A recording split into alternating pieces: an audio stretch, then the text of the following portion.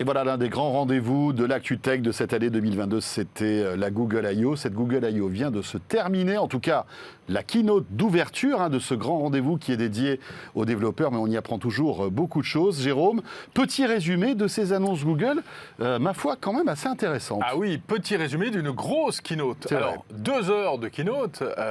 Regardez dans quel état on est. On est épuisé, qui était introduite et puis conclue par le big boss de Google, Sundar Pichai. C'était intéressant, François, c'était le retour d'une vraie keynote en public, entièrement en live, entièrement en extérieur et non plus en virtuel. En virtuel et enregistré comme l'année précédente. Voilà, et on voit que, en tout cas, tous ces events américains ont tourné la page sanitaire, on va dire, du Covid. On est reparti comme en 14, si je puis dire. Alors, qu'est-ce qu'on nous a annoncé ? Eh bien, écoutez... Oui. Beaucoup de choses. Beaucoup de choses et on s'attendait à quelques nouveautés, on va dire matérielles. On vous garde ça pour la fin parce que la première heure et demie de cette keynote était dédiée, Jérôme, en fait à tout l'univers d'intelligence de Google et tous les services qu'on utilise au quotidien. Voilà, Google qui se repositionne, enfin pas qui se repositionne, qui confirme sa position de grand maître de l'intelligence et de la donnée et de l'accès à l'information sur Internet. Alors, on a eu droit par exemple à de très belles images de Google Maps en 3D et puis même de navigation désormais indoor améliorée, etc. Bon, c'était un petit peu l'apéritif, mais c'était assez spectaculaire. Oui, forcément, Google Maps qui devient de plus en plus efficient. Maintenant, vous allez pouvoir par exemple avoir des trajets en voiture moins polluants et qui consomment moins d'essence. Donc vous aurez le choix entre plusieurs itinéraires et donc Google arrivera à calculer en fait le degré de pollution que vous aurez en prenant tel ou tel on va dire chemin. C'est assez impressionnant. Tout cela et toutes les autres innovations qui ont été présentées sont sous-tendues par tout le savoir-faire de Google en matière d'intelligence artificielle, de l'IA partout, IA par-ci, IA par-là. Par exemple, sur YouTube, on a déjà la génération automatique de sous-titres. On aura bientôt la génération automatique de chapitres pour découper une vidéo. Ça intéressera ceux qui produisent des vidéos sur YouTube. Sur Google Search, qui est quand même le cœur de métier c'est de un Google. peu le porte-étendard de Google, bien sûr. Alors, il y a plein de choses. On va pouvoir s'adresser aux moteurs de recherche de plus en plus en langage naturel. Et puis, une accélération sur Google Lens. Vous savez, cette reconnaissance d'objets. On va aller beaucoup plus loin avec des fonctions de géolocalisation aussi.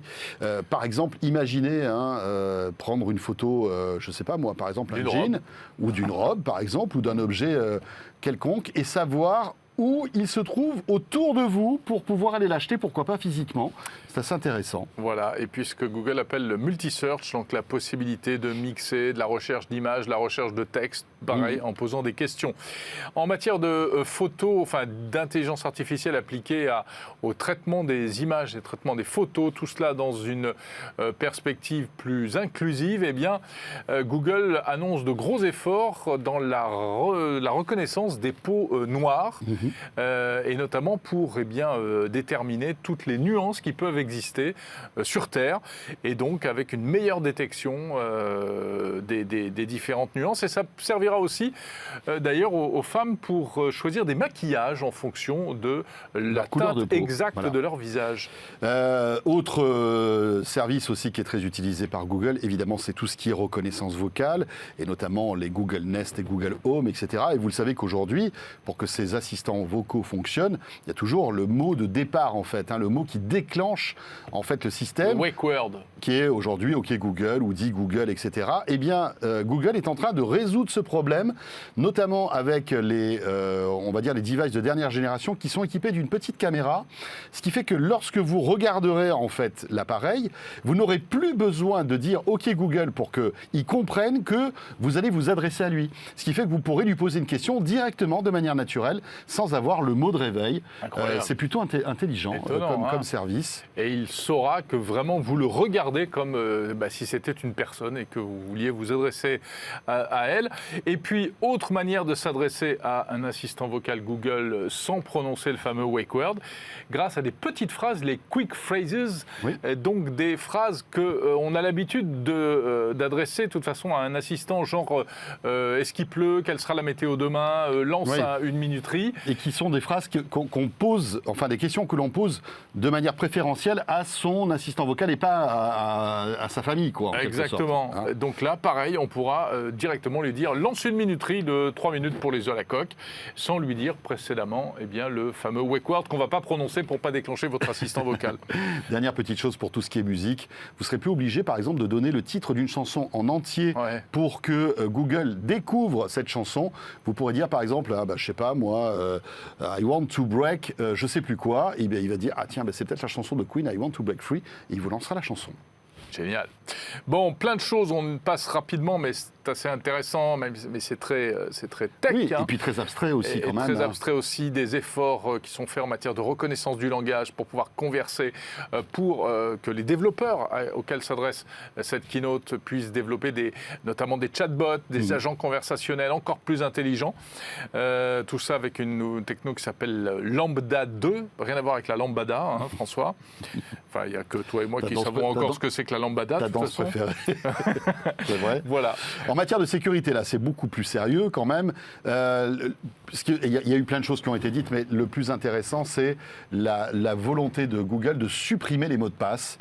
Et ça, c'est quand même quelque chose de très important, d'autant que tous nos services Google sont connectés avec des mots de passe.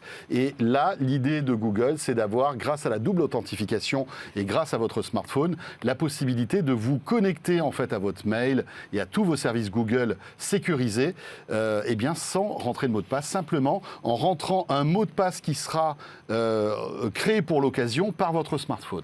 Alors c'est une tendance forte qui est également suivie par d'autres géants, comme Microsoft et Apple également, je crois. Et c'est vrai qu'il y a une vraie volonté d'aller dans cette direction de la part de tous les géants en fait de l'internet américain, et c'est plutôt bien parce que finalement plus de facilité et plus de sécurité. Voilà, et les mots de passe, on sait que parfois c'est problématique.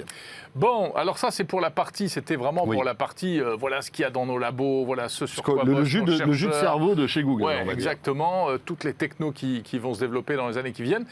Après, question produit pur et dur, nous avons pu assister à la présentation de la nouvelle version d'Android. Voilà, Android 13, en fait, et l'équipe d'Android de Google est allée assez rapidement quand même sur les nouveautés. Ce qu'il faut retenir aussi, bien sûr, nouveau design, mais ça vous vous en doutez, personnalisation. Ce qui est intéressant, c'est que cet Android 13 pourra s'adapter à n'importe quelle taille d'écran et surtout à n'importe quel modèle de smartphone ou tablette ou téléphone pliant.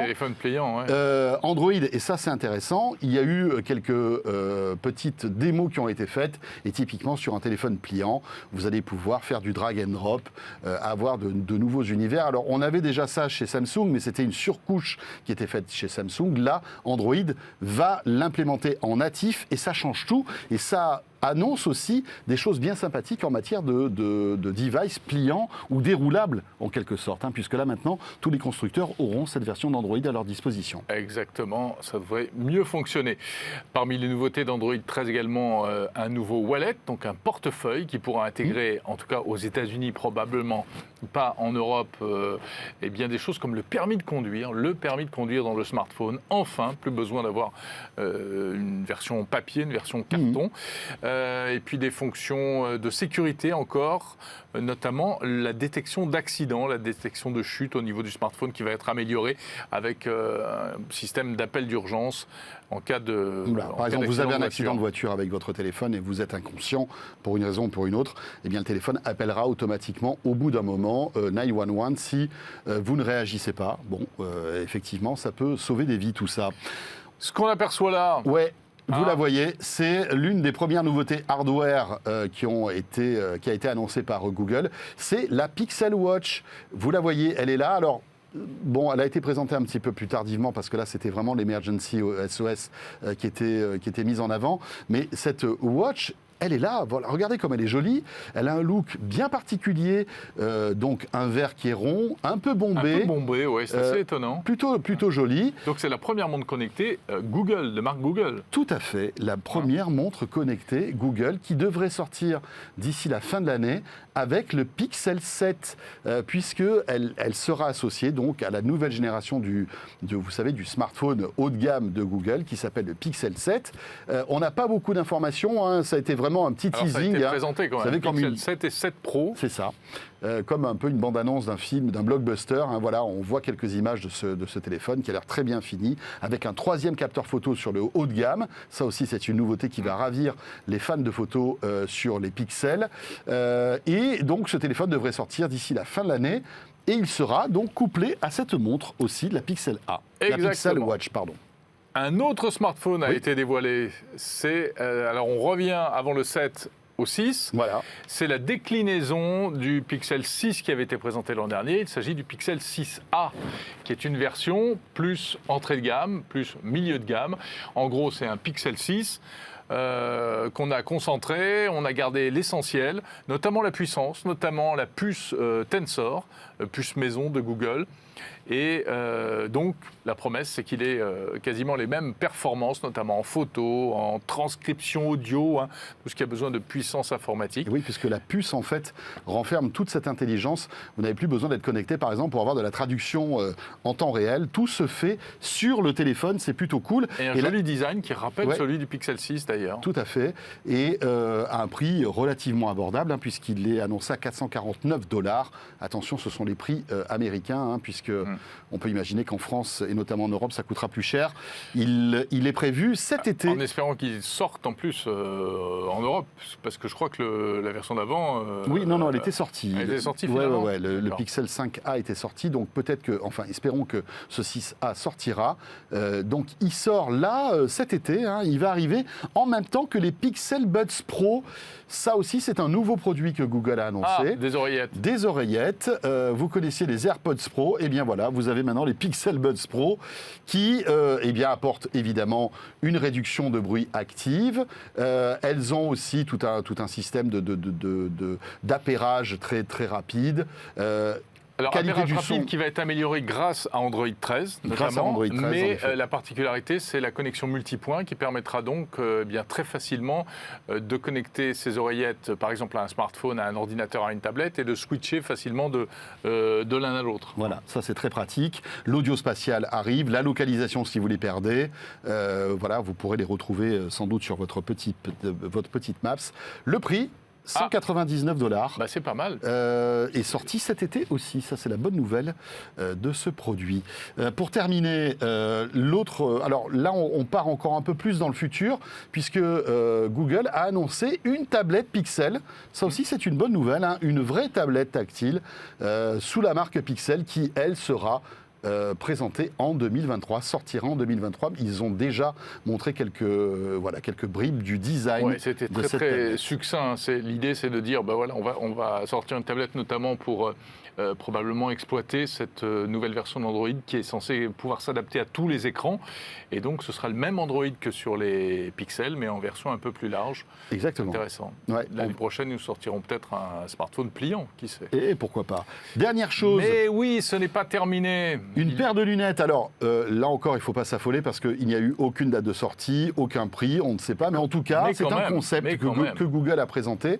C'est une paire de lunettes et dont la fonction spécifique qui a été mise en avant lors de la vidéo, c'était la traduction en temps réel, Jérôme. Ouais, exactement. Imaginez, vous êtes dans un pays étranger, quelqu'un s'adresse à vous, vous ne comprenez pas sa langue, mais vous verrez sur vos lunettes la transcription simultanée des sous-titres pour la vie réelle, d'une certaine manière. C'est comme ça que ça a été présenté. Imaginez, vous êtes dans un film, et là, c'est la vraie vie, vous avez les sous-titres qui apparaissent en temps réel. Alors, vous pouvez soit les lire, soit les entendre puisque dans les, on va dire, dans les branches des lunettes, vous avez des petits haut-parleurs qui traduiront en temps réel, comme si vous aviez un interprète perso, en fait, ce qui est en train de dire la personne qui est en face de vous. C'est complètement bluffant. Il y avait une petite vidéo assez étonnante qui a été présentée pour terminer donc cette keynote, tu le disais, Jérôme, qui a duré 2 heures. Ouais, bon, pour l'instant, attention, hein, tu l'as dit, ce n'est qu'un projet. ce n'est qu'un prototype, mais enfin c'est intéressant parce que Google, c'est quand même l'inventeur des Google Glass.